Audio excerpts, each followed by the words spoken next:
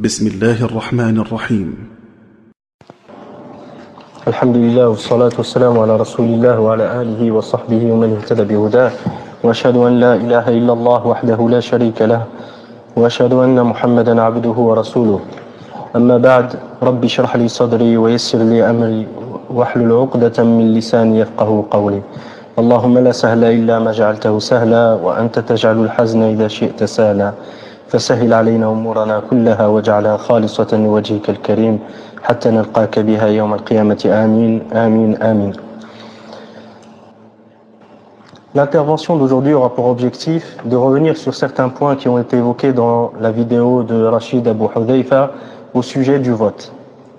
Il faut savoir que je ne souhaite pas traiter directement de la question du vote, bien que j'en parlerai, afin d'appliquer certaines règles sur cette question-là.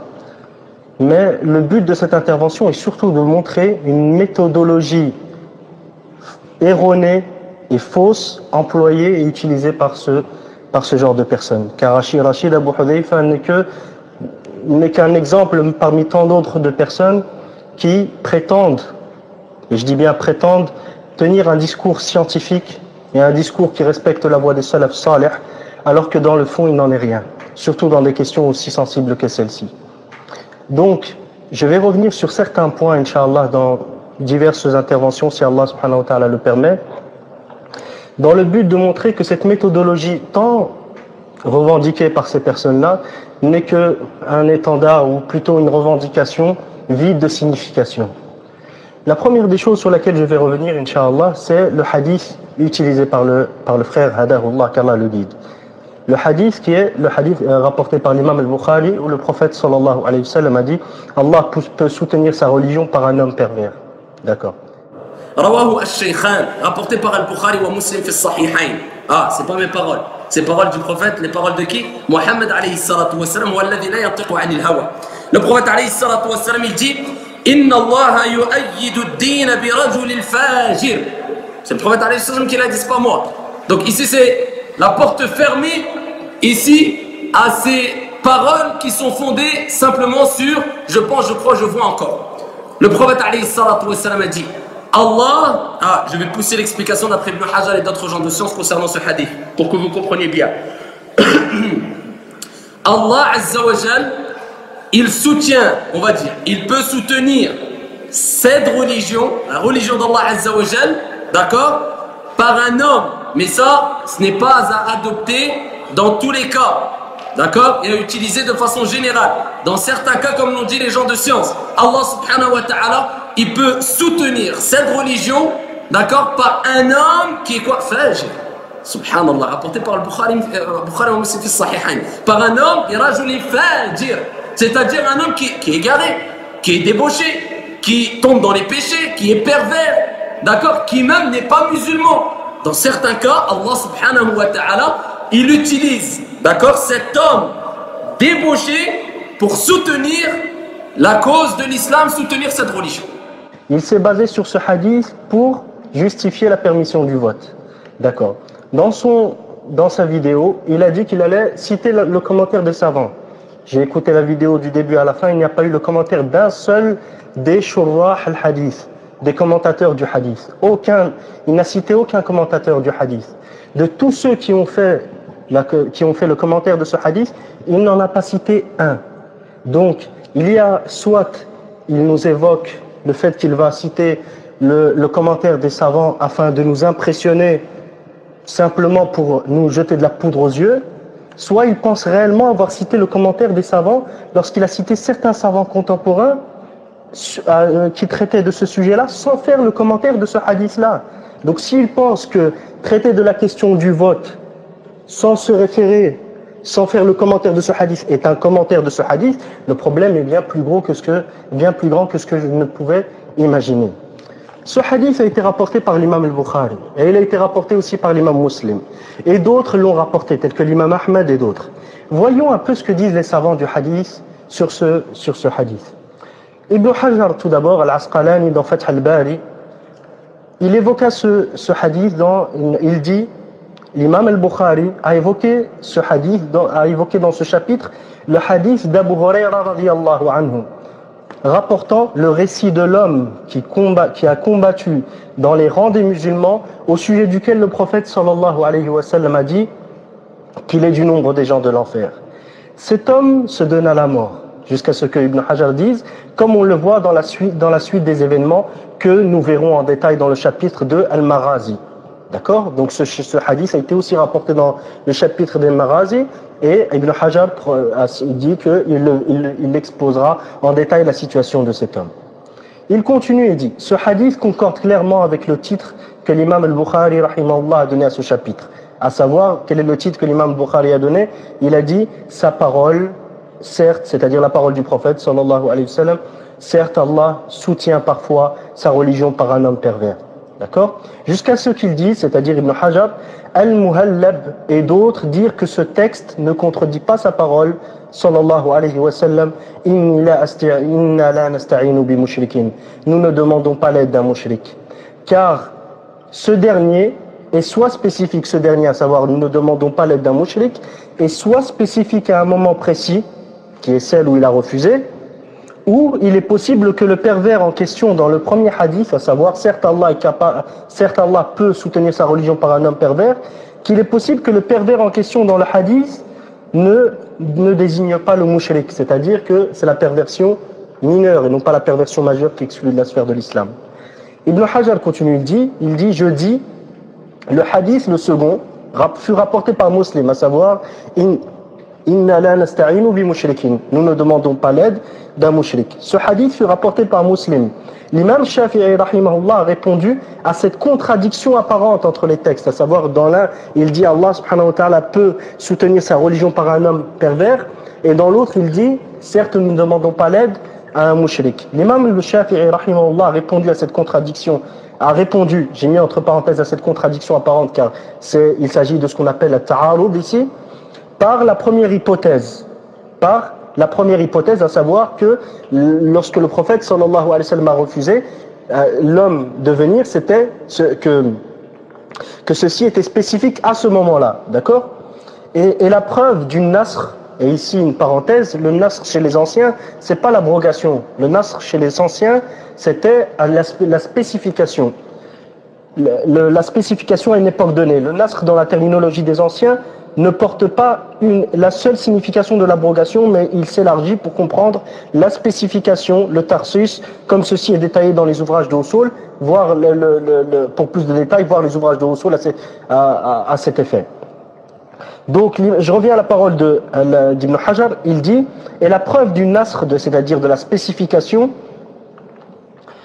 la preuve est donc la présence de Safwan ibn Umayya à la bataille de Hunayn, en compagnie du prophète sallallahu alayhi wa sallam alors qu'il était mushrik. Son récit est très connu dans les ouvrages reprenant les batailles du prophète sallallahu alayhi wa sallam, à savoir Al-Maghazi.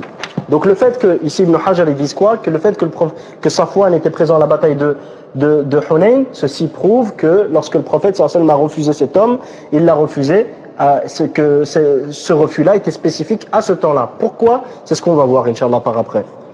D'autres ont répondu à cette contradiction, ici apparente, bien sûr, de la manière suivante.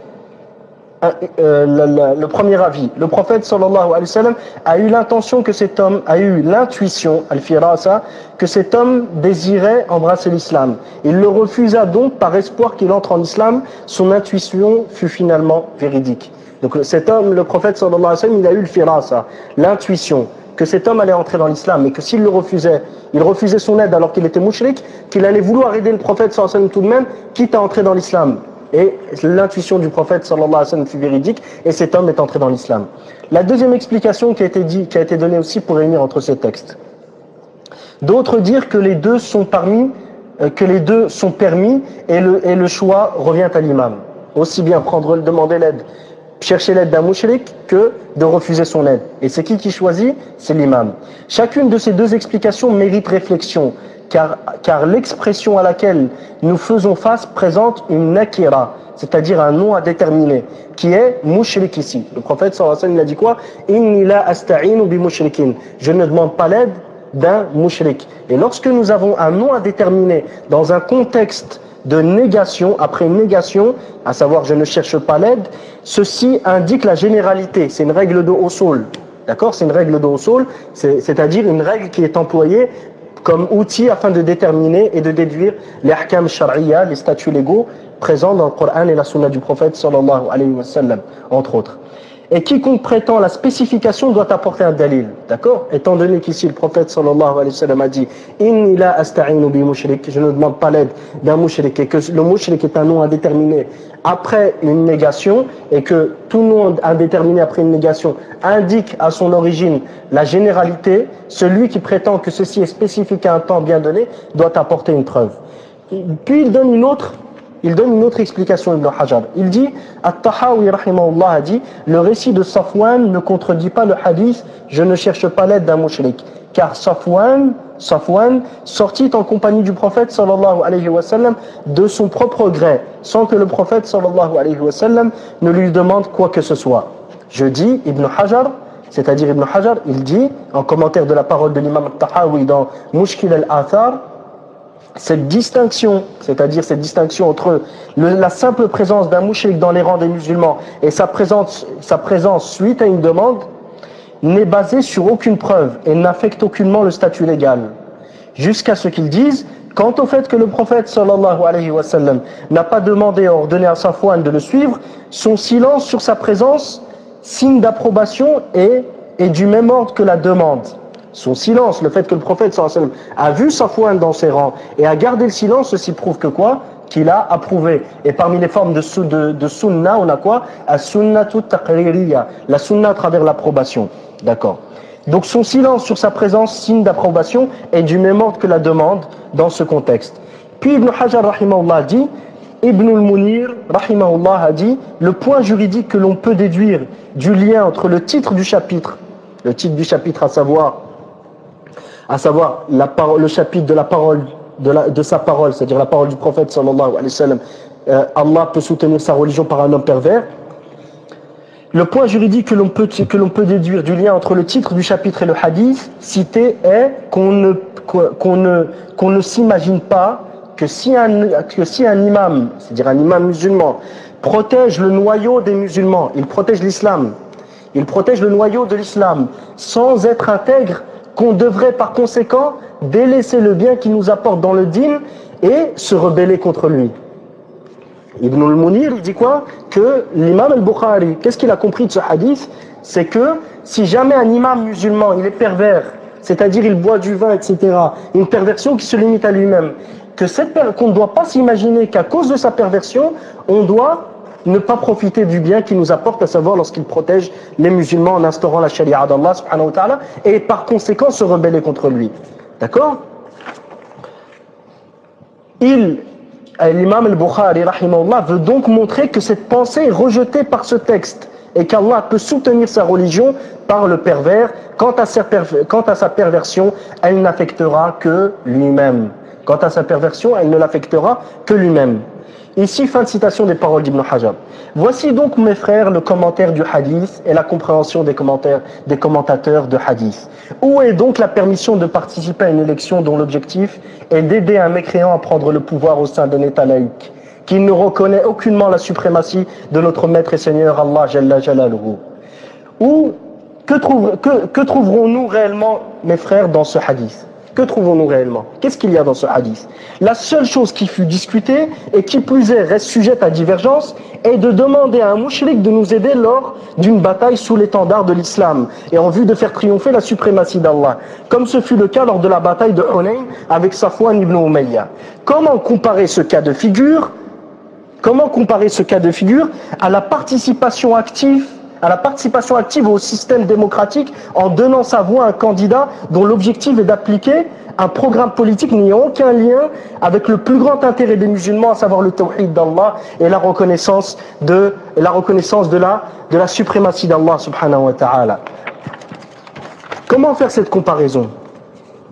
Comment comparer donc cette action de demander l'aide à un mouchrik sous l'étendard des musulmans à la participation active pour voter pour un candidat dont l'objectif et d'instaurer la suprématie des hommes et non pas la suprématie d'Allah. Un candidat qui n'a dans son programme aucunement la reconnaissance, le plus grand intérêt des musulmans, que l'islam est venu préserver, la première daruriya, à savoir l'islam, le tawhid et le din, qui est la reconnaissance de l'unicité d'Allah, dans sa seigneurie, dans sa divinité et dans ses noms et attributs. La reconnaissance de la suprématie d'Allah et le désaveu de la suprématie des hommes qui s'érigèrent en tant qu'égaux du Seigneur des mondes. Mais comme je vous l'ai dit au début de cette réplique, mon but n'est pas de montrer, mon but n'est pas de traiter de la question du vote en détail, je le ferai par après, Inch'Allah. Mon but premier est de montrer que cette méthodologie simpliste, se voulant soi-disant scientifique, n'est liée ni de près ni de loin avec les règles scientifiques de base et générales connues des gens de science. Que dire de son respect de la voix des salafs, qu'ils aiment tant citer et dont l'affiliation n'est qu'une apparence trompeuse. L'affiliation de ces gens à la voix des salafs n'est qu'une apparence trompeuse. Quant à la réalité, la méthodologie, ils ne respectent ni la méthodologie citée et dictée par les savants de l'Usul, que chacun doit connaître avant de se lancer dans une démarche de déduction ou de compréhension des textes du Coran et de la Sunna, que dire de respecter une voix saine, sans aucune ambiguïté et sans aucune erreur de déduction. Ça, c'est le commentaire d'Ibn Hajar, rahimahullah. Au départ, j'allais me contenter du commentaire d'Ibn Hajar. Par après, je me suis dit, allons voir ce que les autres savants ont dit. Et walillahi alhamd wal minna, grâce à Allah subhanahu wa ta'ala, je n'ai fait que trouver ce qui vient confirmer ce qui a précédé. Voyons l'imam Muslim, rahimahullah. L'imam Muslim rapporte ce même récit selon Saïd ibn Musayyib, selon Abu Huraira. Saïd ibn Musayyib était le beau-fils d'Abu Huraira. Abu Huraira lui a marié sa fille. Selon Saïd ibn Musayyib, selon Abu Huraira radiyallahu anhu, il dit: nous assistâmes en compagnie du messager d'Allah sallallahu alayhi wa sallam à Hunayn. Il dit alors au sujet d'un homme qui prétendait être musulman: celui-ci fait partie des gens de l'enfer. Lorsque débuta le combat, l'homme en question se lança de tout son élan dans la lutte et a combattu de toutes ses forces et fut ensuite blessé. Il fut alors dit au messager d'Allah: vois-tu l'homme au sujet duquel tu as dit précédemment qu'il fait partie des gens de l'enfer? Il a combattu aujourd'hui de toutes ses forces et est décédé. Le prophète sallallahu alayhi wa sallam dit alors: il ira en enfer.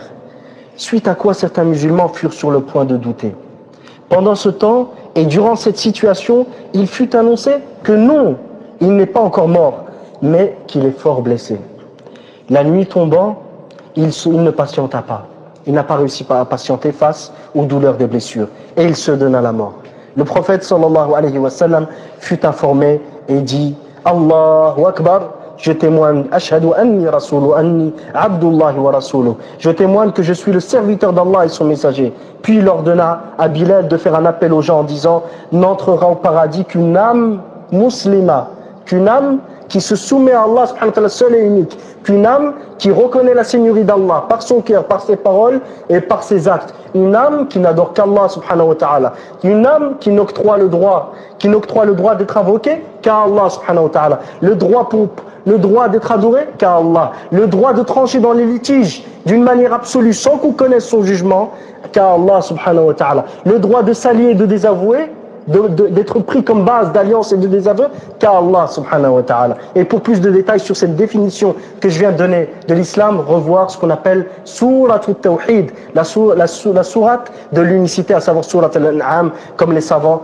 l'ont mentionné. Voir le commentaire de Cheikh Abdurrahman al-Sa'di, rahimahullah, sur les divers versets qui reprennent l'exposé du Tawhid et les fondements du Tawhid présents dans ce verset. Je reviens à la parole du prophète sallallahu alayhi wa sallam. Il dit: Allahu Akbar, ashhadu anni abdullahi wa rasuluh. Je témoigne que je suis Allahu Akbar, je témoigne que je suis le serviteur d'Allah et son messager. Puis il ordonna à Bilal de faire un appel aux gens en disant: n'entrera au paradis qu'une âme musulmane. Et certes, regardez la suite, subhanallah. Regardez le contexte du hadith que certains essayent de zapper complètement. Et certes, Allah peut soutenir sa religion par un homme pervers. Subhanallah al-azim. Où est la comparaison entre le contexte de ce hadith-là et ce que certains ont voulu en faire, à savoir pousser les musulmans à tomber dans cet égarement, à savoir la participation aux élections présidentielles ou législatives soit-il, au sein d'un système démocratique. Ce hadith fut rapporté par l'imam Muslim au numéro 111. Voici donc la cause de ce hadith et la raison pour laquelle le prophète sallallahu alayhi wa sallam a tenu ses propos. Et pour clarifier encore plus le sens de ce texte, voici le hadith numéro 112 qui vient juste après, que l'imam Muslim cite juste après celui-ci. Vous connaissez tous, ayyuha al-ikhwatul kiram, hafizakumullah wa ra'akum, le hadith qui dit « Et l'homme peut accomplir des actions parmi celles des gens du paradis jusqu'à ce qu'il n'y ait entre le paradis et lui que l'espace d'une coudée, et à ce moment-là, le destin le rattrape et il accomplit une action parmi celles des gens de l'enfer et entre ainsi en enfer. » Vous connaissez tous ce hadith qu'on a tous lu dans les 40 hadiths de l'imam Nawawi. À votre avis, quelle est la cause de ce hadith? L'imam Muslim rahimahullah va vous répondre. L'imam Muslim donc rapporte dans ce hadith selon Sahl ibn Sa'd as-Sa'idi radiyallahu anhu, le message d'Allah sallallahu alayhi wa sallam a rencontré les mouchriquines et une bataille a vu le jour. Le messager d'Allah sallallahu alayhi wa sallam a rencontré les mouchriquines et une bataille a vu le jour. Lorsque le message d'Allah sallallahu alayhi wa sallam retourna vers son camp et que les mouchriquines retournèrent vers leur camp, parmi les compagnons du messager d'Allah sallallahu alayhi wa sallam, il y avait un homme qui ne voyait une occasion d'attaquer les mouchriquines sans la saisir, les frappant de son épée. Les sahaba dirent alors: nul d'entre nous ne fut aujourd'hui à la hauteur de cet homme. Aucun d'entre nous n'a été à la hauteur de cet homme. Le message d'Allah sallallahu alayhi wa sallam les a entendus. Le message d'Allah sallallahu alayhi wa sallam dit alors: sachez qu'il est du nombre des gens de l'enfer. Un homme du groupe qui était présent et qui a entendu cette parole dit alors: je vais lui tenir compagnie en permanence, c'est-à-dire afin de voir ce qu'il fait.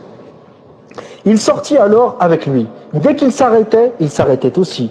Et quand il accourait avec lui. Cet homme dit: l'homme fut atteint et fortement blessé et s'empressa à se donner la mort. Jusqu'à dire: il se donna la mort. L'homme se rendit alors vers le message d'Allah sallallahu alayhi wa sallam et dit: je témoigne que tu es le messager d'Allah. Ashhadu annaka rasulullah. Et le prophète sallallahu alayhi wa sallam lui dit: pourquoi cela? C'est-à-dire, pourquoi réitères-tu ton témoignage? Il dit: vois-tu l'homme que tu as évoqué précédemment en disant qu'il serait des gens de l'enfer, provoquant un grand étonnement auprès des gens? Je leur ai dit: je m'occupe de cet homme. Je suis allé le chercher et l'ai accompagné jusqu'à ce qu'il soit fortement blessé. Il s'empressa alors à se donner la mort. Jusqu'à dire: et il se tua. Le message d'Allah sallallahu alayhi wa sallam dit alors: l'homme peut accomplir des actions des gens du paradis en ce qui apparaît aux gens. Et ça, c'est une restriction très importante afin de comprendre le hadith qui est dans les 40 hadiths de l'imam Nawawi. Que l'un d'entre nous ne vienne pas à penser qu'il est possible que tu fasses des bonnes actions en étant sincère avec Allah et que le destin te rattrape au dernier moment, tu rentres en enfer. Ça, c'est de mauvaises idées sur Allah. Et celui qui pense ça, il ne connaît pas Allah subhanahu wa ta'ala. Allah, il est bienfaisant, il est barr, il est rahim, il est clément. L'homme peut donc accomplir des actions des gens du paradis en ce qui paraît aux gens, alors qu'il est du nombre des gens de l'enfer. Et l'homme peut accomplir des actions des gens de l'enfer en ce qui apparaît aux gens, alors qu'il est du nombre des gens du paradis. Fin du hadith. L'imam Muslim classa ces deux hadiths sous le chapitre, écoutez bien, la prohibition de se donner la mort, et celui qui se tue par une chose en sera châtié, et enfin, et n'entrera au paradis que le musulman. Où est le commentaire? Où est la notation des savants du hadith, des savants de la communauté? Où est-elle?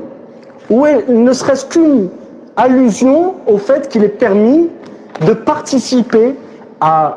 Aujourd'hui, le vote, qu'est-ce que c'est? C'est un rite. Au sein de quoi? Au sein d'un régime. En vue d'ériger les législateurs du peuple.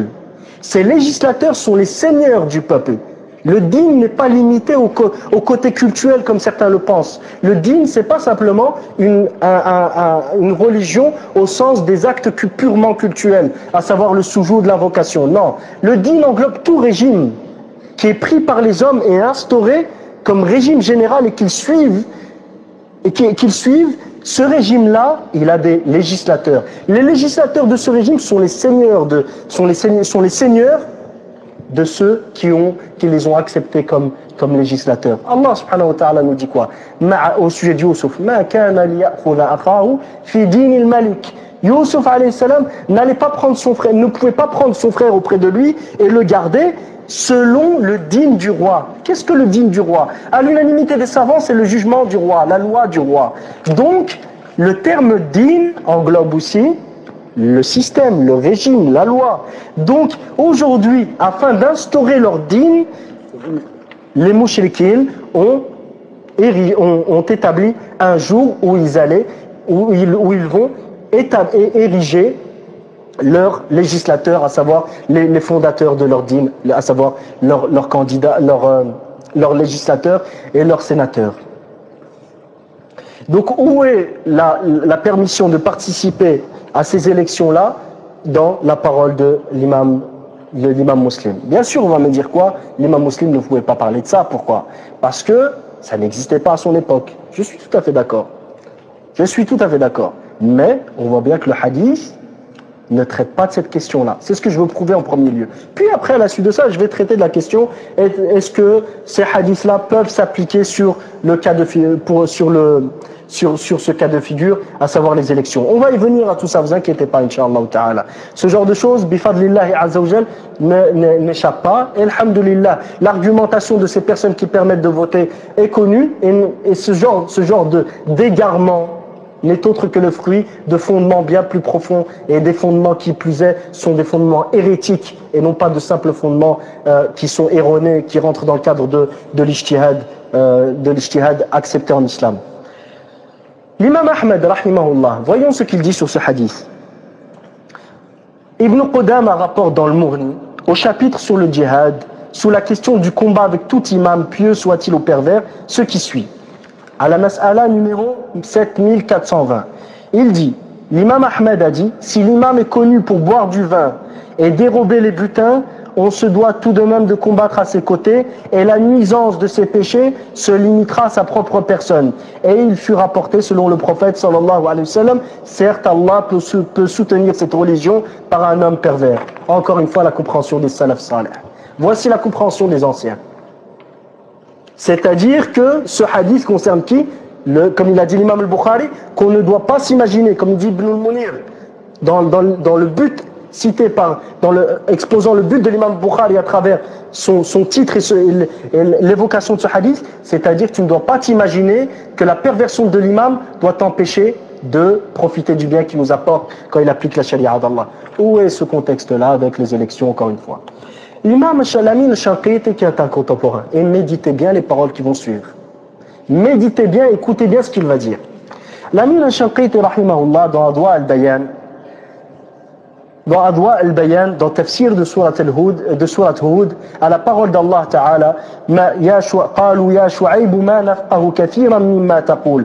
dirent, ô Shu'aib, nous ne comprenons pas un grand nombre de choses que tu dis. Et s'il n'y avait pas ta tribu, nous t'aurions lapidé. L'Amin al-Shanqiti rahimahullah dit, ces versets coraniques indiquent qu'Allah peut soutenir le croyant par un mécréant, en raison de son attachement, c'est-à-dire de l'attachement du mécréant, aux liens tribaux et familiaux. Il est de même probable que cela ait un bon impact sur l'islam et les musulmans, et l'un de ses bienfaits, et que ceci soit un bienfait d'Allah envers certains de ses prophètes envoyés, salawatullahi alayhim wa sallam.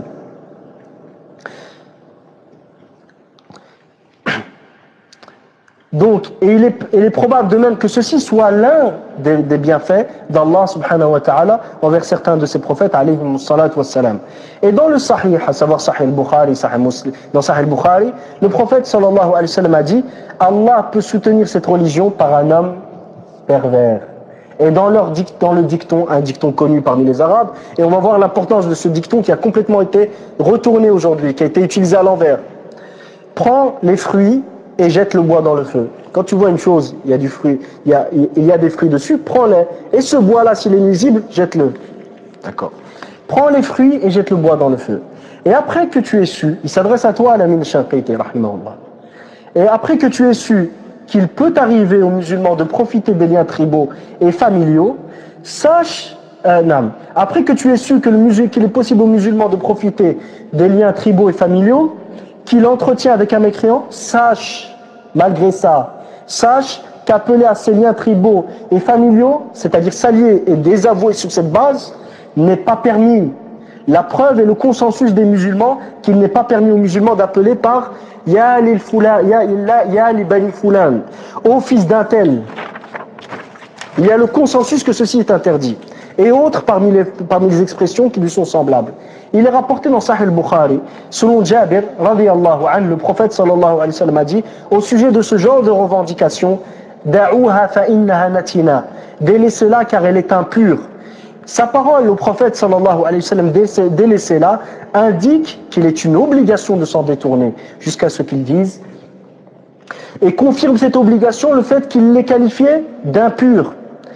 Et ce que le prophète sallallahu alayhi wa sallam qualifie explicitement d'impureté ne peut nous être permis et nous ne pouvons nous y adonner.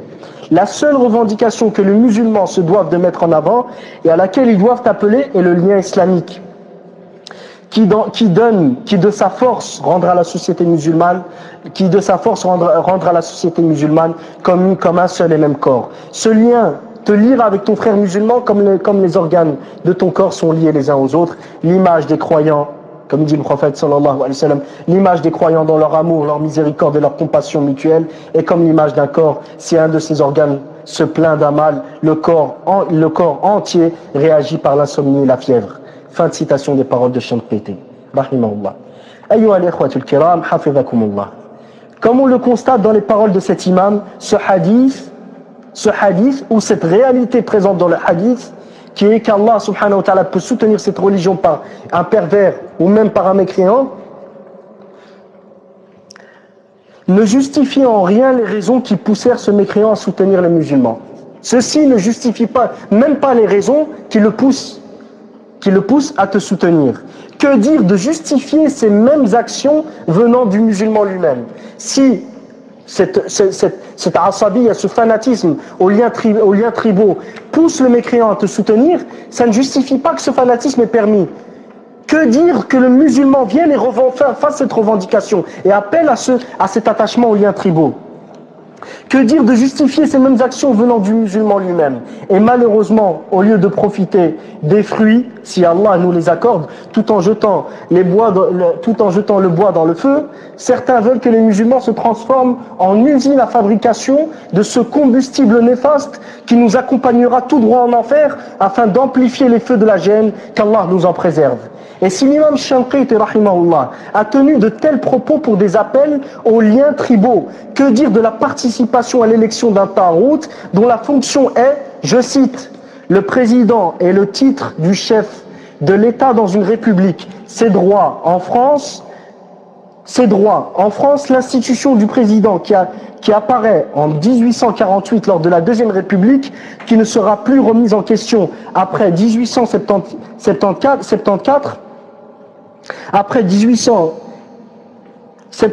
sauf pendant l'épisode de Vichy, la Constitution du 4 octobre 1958 a investi le président de la République d'une fonction, écoutez bien, d'une fonction arbitrale qui se manifeste par un certain nombre de pouvoirs exercés. Parmi ces fonctions, la désignation du Premier ministre, recours au référendum législatif, droit de dissolution de l'Assemblée nationale, pouvoir exceptionnel. Le président de la République est élu au suffrage universel direct depuis le 6 novembre 1962. Fin de citation de ce qui est rapporté, selon les sources même françaises, au sujet de la fonction du président de la République.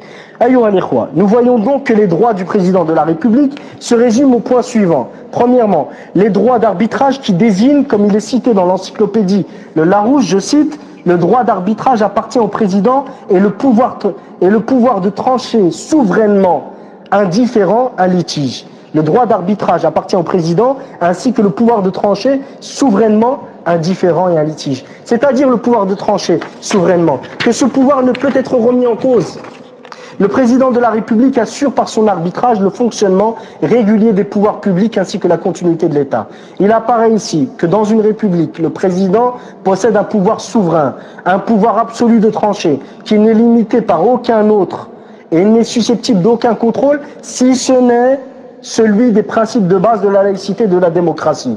Donc tant qu'il ne remet pas en cause les fondements de ce régime, son pouvoir de trancher est inconditionné. Et nul d'entre vous n'ignore, hafizakumullah, le statut de telle prétention. Et comme je l'ai souligné précédemment, là je ne souhaite pas traiter en détail de la question du vote. Je veux simplement montrer qu'entre cet argument et entre la conclusion à laquelle est arrivée cette personne, à savoir Rachid Abu Hudhayfa, il y a l'espace qu'il y a entre les cieux et la terre. D'accord? Donc, comme je l'ai souligné auparavant, le but dans cette modeste réplique actuellement n'est pas de discuter de la question du vote en particulier, bien que nous en traiterons Inch'Allah ta'ala, mais plus d'exposer à la lumière d'une argumentation saine le niveau d'argumentation de certains prêcheurs qui n'ont de cesse de rappeler l'importance de la science et de l'apprentissage de la science de leur discours, qu'Allah les guide. Bien sûr, tous ceux qui ne sont pas d'accord avec eux, c'est des illuminés qui se mettent tout d'un coup à crier attention au shirk, attention à la bid'a. Eux, les opposants, c'est toujours des petits ignorants qui n'ont pas le moindre niveau. Et toi, monsieur, tu es tellement savant que tu cites un hadith en nous disant que tu vas citer le commentaire des savants sans qu'on entende un seul commentateur de hadith. Pas un. Je termine, Inch'Allah, cette intervention par le commentaire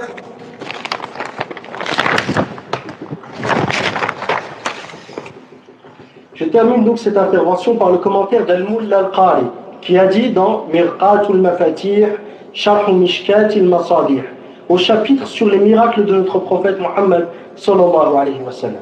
Il dit: et certes Allah peut soutenir cette religion par un homme pervers, c'est-à-dire l'hypocrite ou le fasiq, parmi ceux qui agissent par ostentation ou qui joignent à ce soutien des actes de désobéissance, ou encore une action qui mène à mal terminer sa vie, qu'Allah nous en préserve. Cette phrase peut entrer dans le cadre de la permission, c'est-à-dire la permission de faire usage de ce genre de personnes lors du combat. Et de même qu'elle peut être la reprise de l'exposé de la situation de cet homme, c'est-à-dire qu'il est possible que le prophète sallallahu alayhi wa sallam explique à nouveau la situation de cet homme après l'avoir cité auparavant, car comme on a pu le voir dans l'historique de ce hadith, le prophète sallallahu alayhi wa sallam avait déjà dit auparavant qu'il était du nombre des gens de l'enfer. Donc il est possible aussi qu'il reprenne simplement l'exposé de sa situation sans que l'on puisse tirer par là, qu'il n'y ait par là la permission de faire usage de ce genre de personnes. Je continue ce que dit le Mullah Al-Qari, rahimahullah.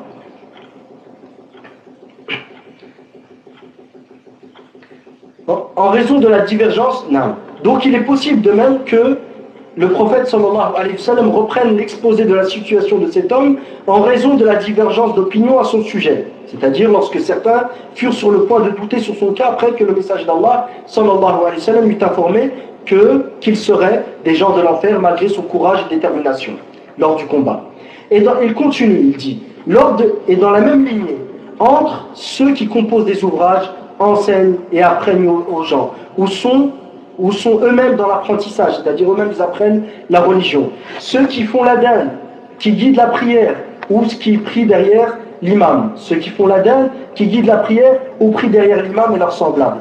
Comme ceux qui construisent des masajid, des écoles et des zawiyas, c'est-à-dire des lieux d'apprentissage, en ayant de mauvaises intentions, mais dans le même moment, leurs actions participent à l'ordre religieux et aux nécessités des musulmans. Ceux-là font partie des êtres qui furent privés de la miséricorde divine, qu'Allah nous fasse du nombre des sincères, et bien plus, qu'Allah nous fasse du nombre des élus. Fin de citation des paroles de Mullah Al-Qari, rahimahullah ta'ala.